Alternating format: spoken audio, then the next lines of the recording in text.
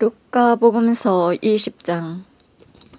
예수님의 고난을 문제 삼다.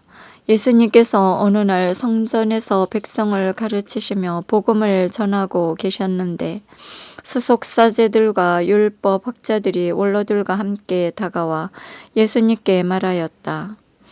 당신이 무슨 고난으로 이런 일을 하는지, 또 당신에게 그러한 고난을 주은 이가 누구인지 말해보시오.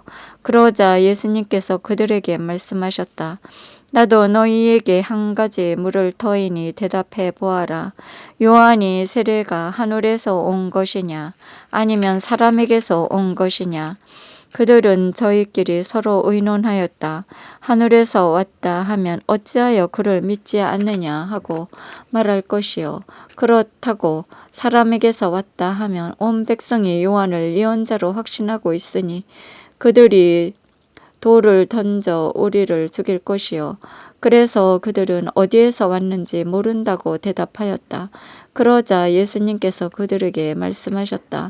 나도 무슨 고난으로 이런 일을 하는지 너희에게 말하지 않겠다. 포도밭 소작인의 비유. 예수님께서 백성에게 이 비유를 말씀하기 시작하셨다. 어떤 사람이 포도밭을 일구어 소작인들에게 내주고 오랫동안 멀리 떠나 있었다. 포도철이 되자 그는 소작인에게 종을 하나 보내어 포도밭 소출에 얼마를 내놓으라고 하였다. 그런데 소작인들은 그를 매질하고서는 빈손으로 돌려보냈다.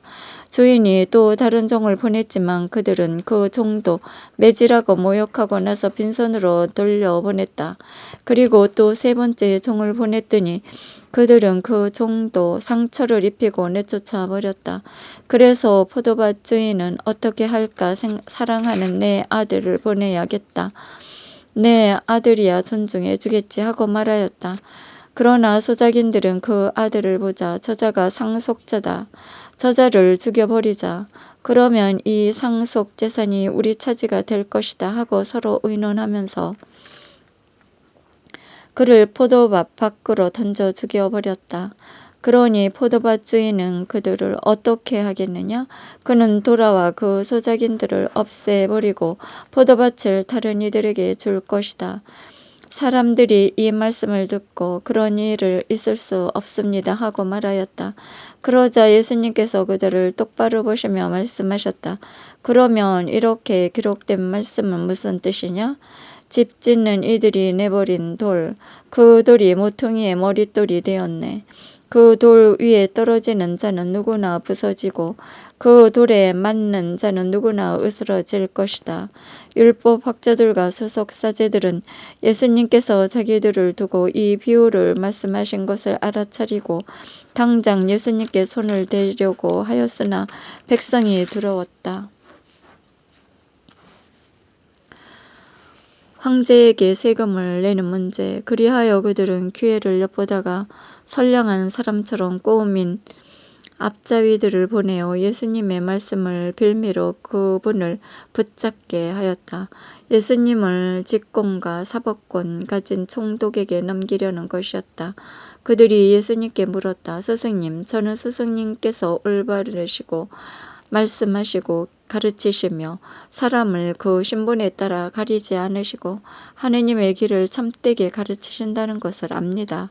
그런데 저희가 황제에게 조세를 내는 것이 합당합니까?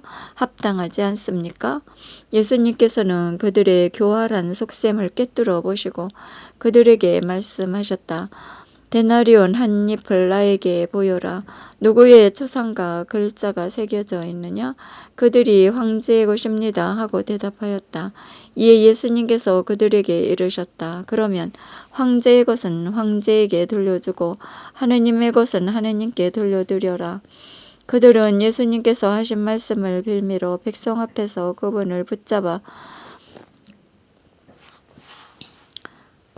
붙잡지 못하였을 뿐만 아니라 그분의 답변에 경탄하며 입을 다물었다. 부활 논쟁. 부활이 없다고 주장하는 사두가이 몇 사람이 예수님께 다가와 물었다. 스승님, 모세는 어떤 사람의 형제가 자식 없이 아내를 남기고 죽으면 그 사람이 죽은 이의 아내를 맞아들여 형제 후사를 일으켜 주어야 한다고 저희를 위하여 기록해 놓았습니다. 그런데 7 형제가 있었습니다. 마지가 아내를 맞아들였는데 자식 없이 죽었습니다. 그래서 둘째가, 그 다음엔 셋째가 그 여자를 맞아들였습니다. 그래서 7이 모두 자식을 남기지 못하고 죽었습니다. 그러자 그 부인도 죽었습니다. 그러면 부활 때 그 여자는 그들 가운데 누구의 아내가 되겠습니까? 7이 다 그 여자를 아내로 맞아들였으니 말입니다. 예수님께서 그들에게 이르셨다. 이 세상 사람들은 장가도 들고 시집도 간다. 그러나 저 세상에 참여하고 또 죽은 이들의 부활에 참여할 자격이 있다고 판단하는 이들은 더 이상 장가드는 일도 시집가는 일도 없을 것이다. 천사들과 같아져서 더 이상 죽는 일도 없다. 그들은 또한 부활에 동참하여 하느님의 자녀가 된다.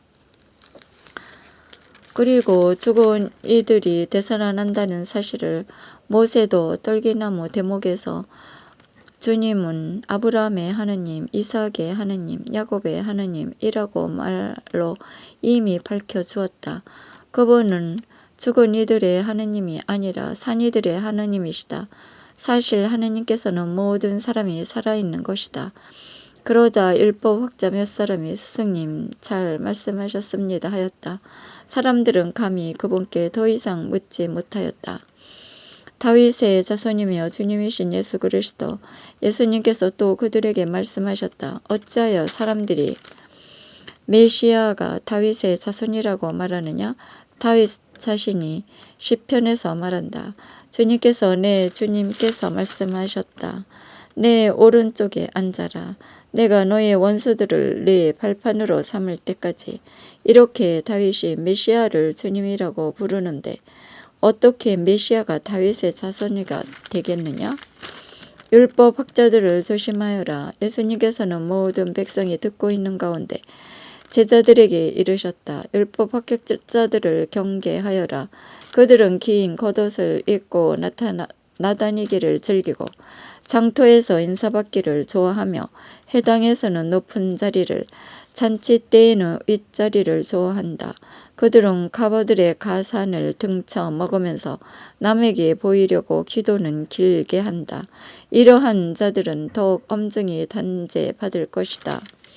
너희가 가야 할 길이로다 하신 주님, 영원히 찬미 받으소서.